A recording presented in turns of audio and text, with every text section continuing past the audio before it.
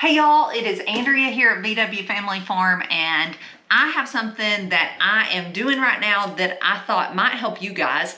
And so I just want to take a few minutes and talk to you about something that you're probably, if you have a farm or a homestead, you're all going to experience at one time or another.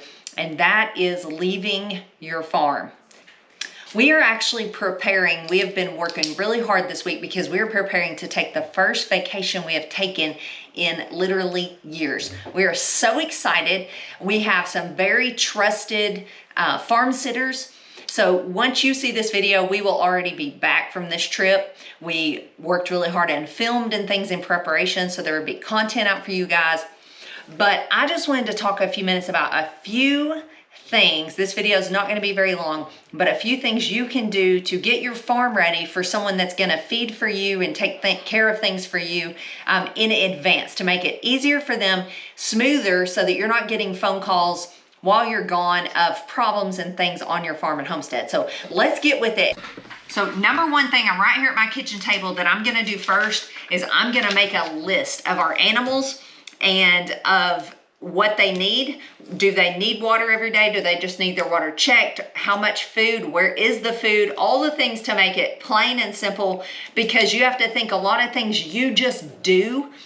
You don't even have to think about. Someone that doesn't live here, that doesn't do this all the time, they're not going to know where in the world everything is and all those things. So just make it as simple as possible for them and for yourself.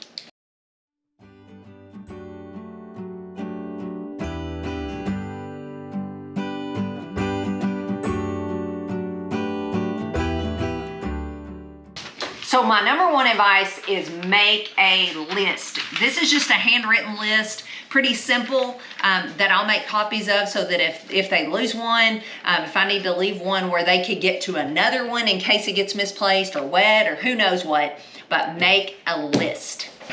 Next really important thing is think about, are there any of your animals that really can go without feed?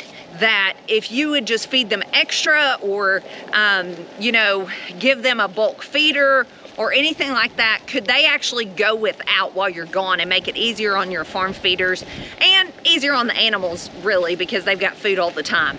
So with that said, we took our cluck wagon, which houses our laying chickens, out of the pen it was in with the pigs, and we are gonna let them free range for the next week. We were already working towards that. Their feed had been cut back and back and back and back to where they were foraging for a lot of their food. They actually prefer to do that. They're gonna choose that over feed anyway, but if they have the land and acreage to do that. So we moved the cluck wagon where they've got room to roam and feed themselves.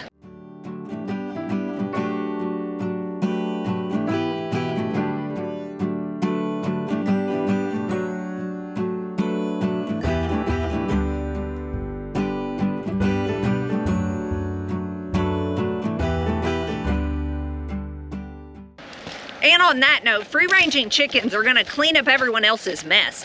If they can get to little bits of food that the pigs leave behind, they're gonna clean that up. So it actually is kind of a win-win for us anyway.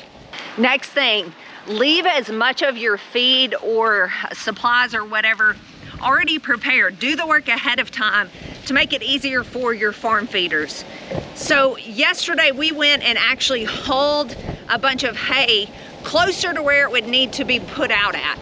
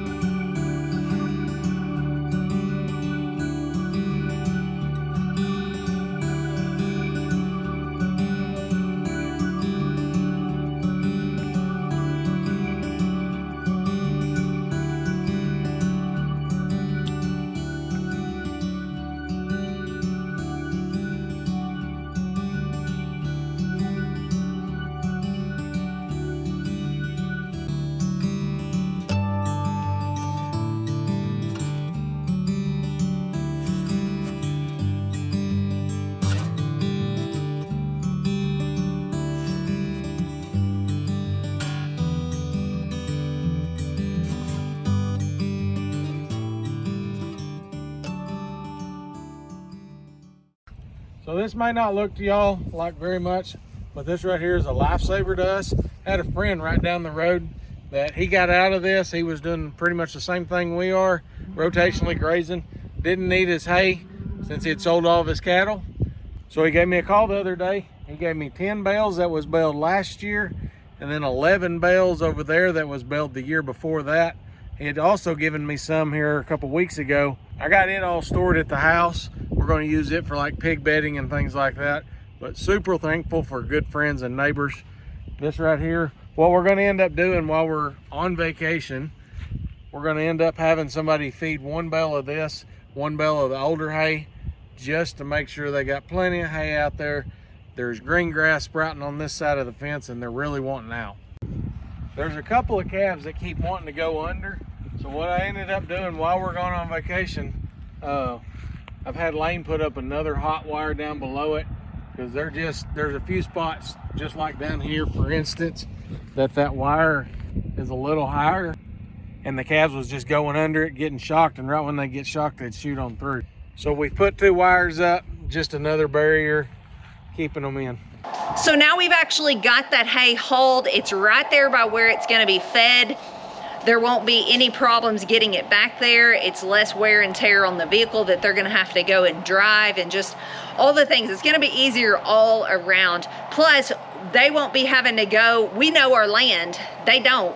We won't be having to send them here, there, and everywhere where we have little bits of hay. So we're prepared, they're ready, everything is set. We've got, even at the last minute, what we will do is we will bucket up some feed for probably the first day or two and leave that.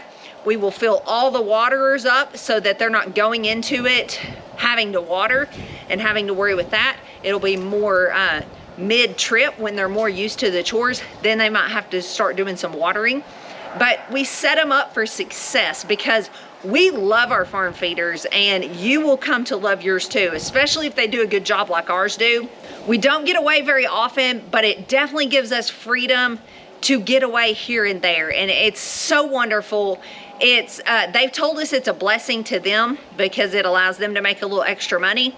It's a blessing to us to be able to leave our farm in capable hands. And I'm just gonna tell you right now, ours are teenage boys, and they're super responsible, super respectful. They do anything and everything we ask, and we're thankful for them. And I think you'll come to feel the same way if you find the right farm feeders for your situation. I hope this helps you out, just some tips and tricks we use when we're getting ready to go out of town. See you guys later. God bless.